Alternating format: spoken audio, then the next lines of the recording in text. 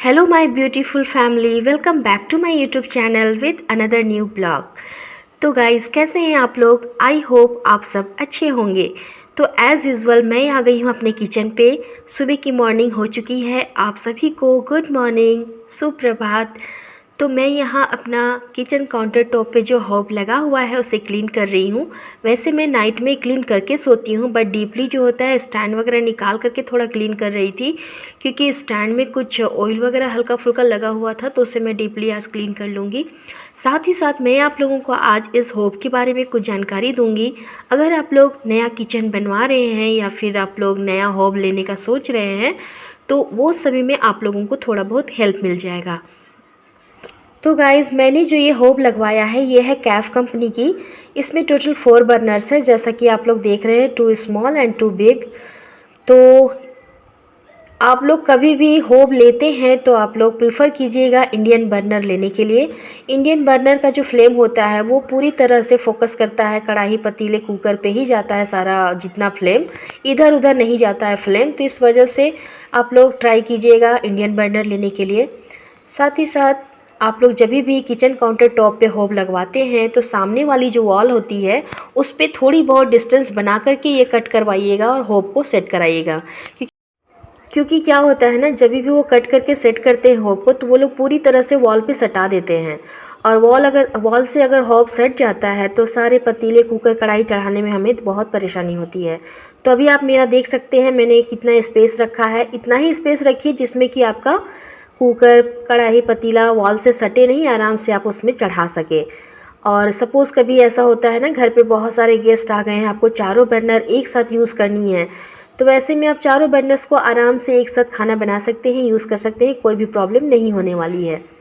और एक फीचर्स है इसमें कि कभी कभी क्या होता है, हम लोग गैस का नोब बंद करना भूल गए हैं और वो गैस लीक हो रहा है, बाद में जब स्मेल आता है तब समझ में आता है कि अरे गैस मैंने ओपन छोड़ रखा है।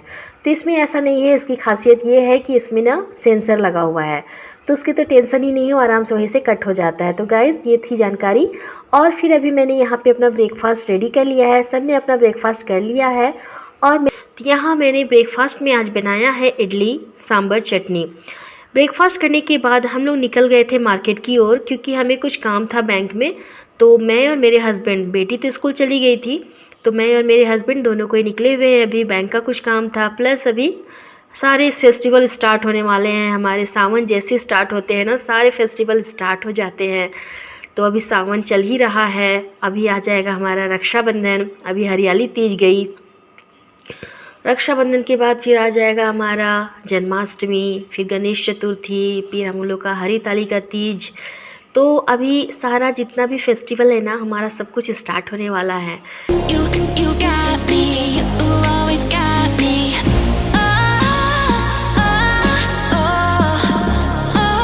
फिलहाल अभी बैंक पहुंच गए हैं, तो अभी बैंक का काम पहले निपटाते हैं। बैंक का काम ख़त्म करके फिर हम लोग मार्केट की ओर जाएंगे और रक्षाबंधन के लिए राखी वगैरह लेंगे। तो गाइज़ यहाँ पे बैंक का काम ख़त्म हो गया, तो हम लोग आ गए हैं मार्केट की ओर।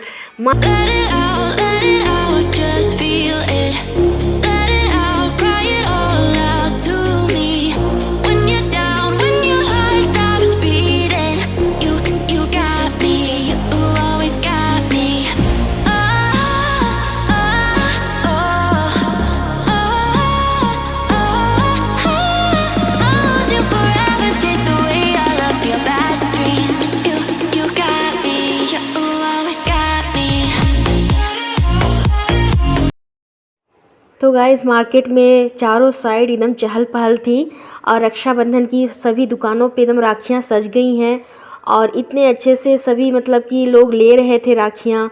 और अभी जन्माष्टमी भी आने वाला है, तो उसके लिए भी पूरे मार्केट सज गई है एकदम। छोटे छोटे कान्हा से लेके बड़े बड़े कान्हा जी, और उनके ड्रेस वगैरह, उनके झूला वगैरह सब कुछ देख करके बहुत अच्छा लग रहा था। तो मैंने जो जो शूट किया मैं आप लोगों को सब कुछ दिखाऊंगी, आप लोग भी देखिए। और आप लोग मुझे कमेंट सेक्शन पे ज़रूर बताइएगा कि कौन कौन राखी बांधने के लिए अपने अपने मायके चले गए हैं। फ़िलहाल मैं तो नहीं जा पाऊँगी मायके, क्योंकि मैं बेंगलोर रहती हूँ और मेरे जो मायके हैं वो झारखंड है। तो मैं यहाँ से अभी राखी कुरियर कर दूँगी, तो पहुँच जाएगा, वो लोग वहाँ पे मेरी छोटी बहन या मेरी बड़ी बहन बांध देंगे। और एक मेरी दीदी रहती हैं लंदन में, यूके में, वो अभी लास्ट ईयर शिफ्ट हुई हैं वहाँ पे, बेंगलोर में ही रहती थी पहले, तो आराम से मेरी बेटी उनके बेटे को बांध लेती थी। तो फ़िलहाल अभी औद्विक के लिए भी मुझे एक राखी लेनी है, क्योंकि मेरी बेटी बांधती थी हमेशा।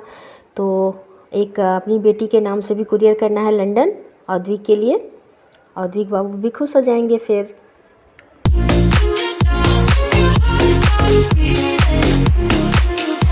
तो देखिए दोस्तों, यहाँ पे राखी का बहुत सारा कलेक्शन है, पर मैं उनको बोल रही थी कि मुझे कुछ ऐसा कलेक्शन दिखाइए जो कि एक नज़र में पसंद आ जाए। और फिर मैंने उनको बता दिया था कि मुझे ये ना लंदन भेजनी है। तो फिर उन्होंने दिखाया बहुत सारा कलेक्शन, देखिए बाहर लगा हुआ है डिस्प्ले पे, ये भी बोल रहे थे। और यहाँ पे मैंने एक चीज़ देखा, बहुत ही सुंदर सुंदर तोरण लगे हुए हैं, बहुत ही शानदार। मुझे लगा कि यहाँ से दिवाली के टाइम में परचेस कर सकती हूँ। अभी फ़िलहाल लगा हुआ है मेरा तोरण। और ये सारे जो ड्रेसअप देख रहे हैं, ये सारे छोटे छोटे कान्हा जी के लिए हैं, जो जन्माष्टमी में यूज़ हो जाएंगे। तो गाइज़, बहुत सुंदर सुंदर तोरण आए हुए हैं मार्केट में मतलब निकलते ही एकदम पूजा वाला फीलिंग आ गया, फेस्टिवल वाला फीलिंग आ रहा था।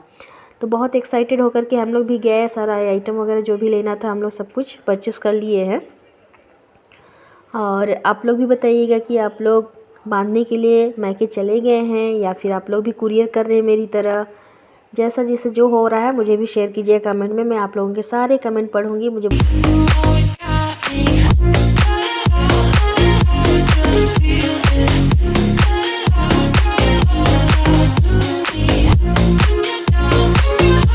यहाँ पे औद्विक के लिए मैं देख रही थी राखी। यहाँ पे जितने भी देख रहे हैं ना, एडी लगी हुई है, बोल रहे थे वो लोग, अमेरिकन डायमंड की है सारी राखियाँ। तो मैंने भी उसी में से एक चूज़ किया है औद्विक के लिए, जो कि अमेरिकन डायमंड लगी हुई है, उसमें ओम भी लिखा हुआ है, साथ में उसमें गणपति जी भी हैं। तो एक ओम ये भी पसंद आया था मुझे। तो ये वाले ओम में क्या था ना, थोड़ा सा नीचे से टूटा हुआ था, तो इस वजह से मैंने इसे चूज़ नहीं किया है। तो मुझे जो पसंद आया मैं दिखाऊंगी अभी आप लोगों को। ये वाला नहीं, ये नहीं है, मैंने जो लिया था ना ये वाली है, हाँ ये वाली मैंने पसंद की है। तो ये मैं भेज दूँगी लंदन कुरियर के लिए। फिर हम लोग सारा शॉपिंग करके निकल लिए थे घर के लिए दोस्तों। घर आना था हम लोगों को, क्योंकि सारा कुछ हो चुका था काम। और फिर टाइम भी हो गया था आरुषि की स्कूल के आने का, वो आ जाती है 12:30 तक में। तो फिर आराम से हम लोग घर पहुँचेंगे। घर पहुँचने के बाद फिर बगान एरिया से बहुत सारा सब्जी ये तोड़ कर लाए थे ना, प्रीवियस ब्लॉग में मैंने आपको दिखाया था, उसमें नेनुआ भी था। देखिए एरो मार्क मैंने डाल दिया है, वो दोनों नेनुआ की सब्ज़ी आज मैं बनाऊंगी। मैं यानी कि बेंगलोर में ना ऐसा है, सारा सब्जी मिलता है और हमेशा सालों भर सब कुछ मिलता है, लेकिन नेनुआ जो है यहाँ पे कहीं नहीं मिलता है बेंगलोर में। तो फ़िलहाल हम लोग उगाए हैं अपनी ज़मीन पे, तो वहीं से ये नेनुआ लेकर के आए हैं और मैं आज इसकी सब्ज़ी बनाऊंगी। तो देख सकते हैं मैंने कट करके अच्छी तरह से रख लिया है। जो भी सब्जियां देख रहे हैं सब घर से उपजाया हुआ है, जो मैं आज बनाने वाली हूँ। तो अभी मैं करेला भी कट किया है। यहाँ पे मैं दाल छौंकने की तैयारी कर रही हूँ। दाल बन गया है, चावल भी हो गया है, तो अभी बस दाल छौंक दूँगी। उसके बाद फिर मैं जो नेनुआ मैंने कट करके रखा है उसे भी बना लूँगी। तो गाइज़, आप लोगों को एक और बात भी शेयर करनी है, बहुत ही इम्पॉर्टेंट बात है और ये खुशी की बात है, गुड न्यूज़ है मेरे लिए, आप लोगों के लिए भी अच्छा रहेगा, आप लोगों को भी जान करके ये बात। आप लोग को पता है मेरी मम्मी आ रही हैं झारखंड से, रांची से बेंगलोर आ रही हैं। मुझे इस बात की बहुत खुशी है। तो आज उनका ट्रेन है, आज वो बैठ जाएंगी, तो फिर वो पहुंच जाएंगी यहाँ पे। मुझे तो बहुत खुशी है, अंदर से बहुत एक्साइटेड हूँ कि मेरी मम्मी आ रही हैं करके। तो फ़िलहाल मुझे आप लोगों को ये खुशखबरी देनी थी, मैंने आप लोगों को दे दी है। और वैसे तो ज़्यादा दिन तक नहीं रह पाऊँगी बोल रही हैं मम्मी, क्योंकि अभी भैया की शादी का भी बातचीत चल रहा है, तो इस वजह से बोल रही हैं कि जितना जल्दी हो सके बस ऐसे मिलने के लिए आ रही हैं, मिल करके फिर जल्दी जल्दी चली जाऊँगी कह रही हैं। तो गाइज़, आप लोग भी रेडी हो जाइए, आने वाले दिनों में आप लोगों को बहुत ही अच्छे अच्छे इंटरेस्टिंग ब्लॉग्स वगैरह देखने को मिलेगा मेरी मम्मी के साथ में। और मैं आप लोगों को इंट्रोड्यूस कराऊँगी मेरी मम्मी से। तो बने रहिएगा मेरे ब्लॉग में, और इस ब्लॉग को भी आप लोग एंड तक देखिए। और अगर आप लोगों को मेरा ब्लॉग अच्छा लगता है तो सब्सक्राइब करके जाइए और वीडियो को लाइक कमेंट ज़रूर कर दीजिएगा। और बातों बातों में आपसे मैंने इतनी सारी बातें की, तो मेरा यहाँ पे नेनुआ और आलू का सब्ज़ी भी रेडी हो गया। यहाँ मैंने अभी मसाला डाल दिया है जो मैं पीस कर रखती हूँ ना, जीरा, गोलकी, लहसुन, प्याज, थोड़ा सा ज़्यादा ही पीस के मैं रख लेती हूँ फ्रीज में। और सिर्फ इसमें हल्दी नमक डाल करके, हरी मिर्ची तो मैंने खूब सारा डाला ही है इसमें, और पूरी तरह से रेडी हो जा रहा है अभी खाना। तो ये जो नेनुआ आलू की सब्ज़ी है सब कोई का घर में फेवरेट है, सब कोई को बहुत ज़्यादा पसंद है नेनुआ। और अभी यहाँ पे मैंने हल्दी भी डाल दिया है और फिर थोड़ी सी मैं इसमें रेड चिली पाउडर डाल दूँगी, नमक डाल दूँगी। और गाइज़ आप लोगों को बता दूं, जब ये सब्ज़ी रेडी हो गया था, रेडी होने के बाद ही मेरी बेटी को ये सब्ज़ी इतना ज़्यादा पसंद आया कि उसने 2-3 बार मतलब कि सब्ज़ी लेकर के खाया और मेरे हस्बैंड को भी बहुत ज़्यादा पसंद आया था। तो गाइज़ नेनुआ की सब्ज़ी तो ख़त्म हो गई थी वाइट राइस के साथ में, तो फिर मैंने यहाँ पे बनाया गोभी आलू की सब्ज़ी, दाल चावल, भिंडी का भुजिया और ये कोहड़ा के फूल और पोई साग के पत्ते का है बचका। थोड़ी सी मैंने सैलेड में प्याज कट कर ली थी। तो ये था हमारा सिंपल सा लंच। और लंच के बाद हम लोग सबको ही रेस्ट कर ही रहे थे कि अचानक ज़ोरदार से बारिश स्टार्ट हो गई है। तो जब ज़्यादा ज़ोर से बारिश हो रही थी उस समय का तो ये क्लिप नहीं है, थोड़ी सी बारिश कम हो गई है तब का है ये क्लिप। तो आप देख सकते हैं दोस्तों कितनी बारिश हुई है। बाद ही अचानक से ऐसे बारिश हुई। बारिश होने के बाद मेरे हस्बैंड बोले कि चलो भुट्टा लेकर के आते हैं बागान से। तो देखिए हमारे बागान का भुट्टा इतना सारा निकला है, अभी जस्ट लेकर के आए हैं हस्बैंड नीचे से। तो बोल रहे हैं बारिश हुई है तो भुट्टा पका के खिलाना पड़ेगा। तो अब हस्बैंड बोल दिए हैं तो उनकी तो फरमाइश पूरी करनी पड़ेगी। तो गाइज़ मैं यहाँ आ गई हूँ अपने किचन पे। अभी मैं भुट्टा को अच्छे से पका रही हूँ और फिर हम लोग दोनों बारिश में इंजॉय करेंगे भुट्टा।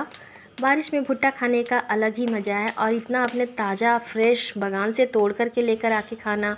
और यहाँ आप देख सकते हैं मैं तो पका के खाने भी लगी थी। तो बहुत सारा हम लोगों ने खाए। उसके बाद जो बच गया ना उसको मेरे हस्बैंड अभी उसके दाना सेपरेट कर ले रहे हैं, क्योंकि मैंने बोला कि मेरी मम्मी जो है इसकी रोटी बनाती थी बहुत ही टेस्टी और घर पे सब कोई को बहुत अच्छे से हम लोग चाव से खाते थे। तो ये दानों का जब मैं मिक्सी में पीस करके रोटी बनाऊंगी ना तो वो ब्लॉग भी आएगा नेक्स्ट टाइम, तो उसमें भी आप लोग बने रहिएगा गाइज़। तो अभी हम लोग यहाँ पे आर्यशी को ना लेना था हेयर कट। उसके जो हेयर है काफ़ी लंबे हो गए थे आँखों के सामने, यानी कि आँखों में घुसने लगे थे।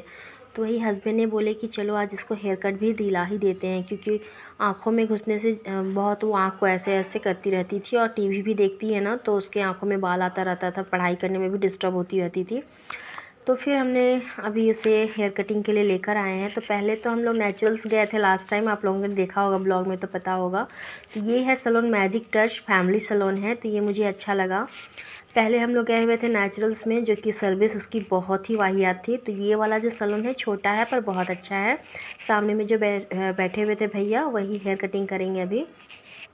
तो हम लोगों ने बोला आर्यसी का जैसा हेयर है ठीक वैसा ही आप इसका कटिंग करिए, कोई भी इसमें से ये नहीं होना चाहिए। हालांकि मैं तो बोल रही थी हस्बैंड को कि आप ना आर्यशी का जो हेयर है पूरी तरह से एकदम शॉर्ट करा दीजिए, जैसे होते हैं ना मिलिट्री वाले लोग वैसे।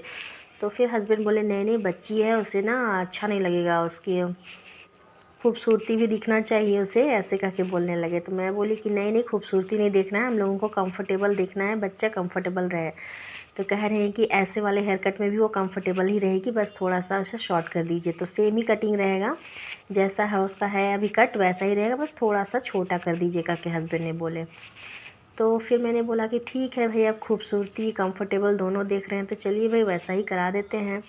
तो यहाँ पे आर्यशी को बातों बातों में डाइवर्ट करके, यानी कि ऐसे तो हेयर कट में वो कभी रोती नहीं है, बहुत इंजॉय करती है, बट फिर भी इसको अच्छे से वो जो भैया थे बात करके उसको कंफर्टेबल फील करा रहे थे।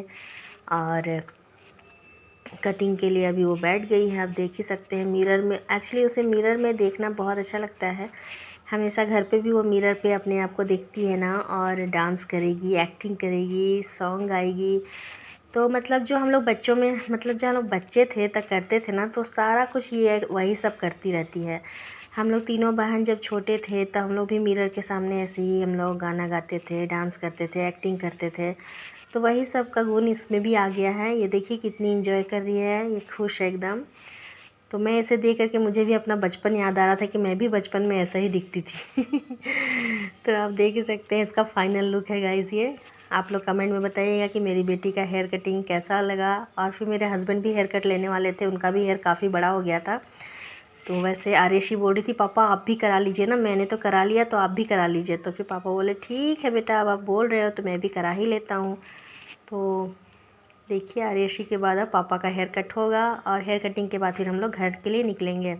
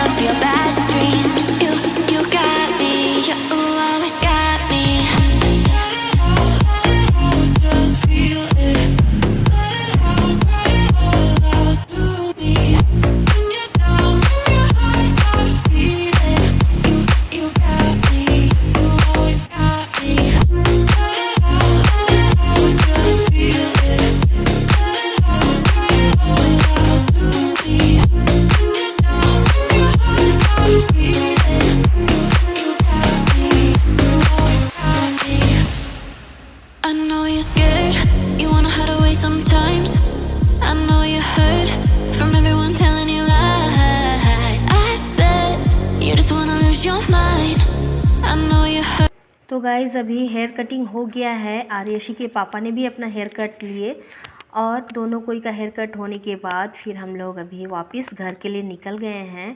मौसम जो है थोड़ा सा धूप निकला हुआ है, आप देख सकते हैं।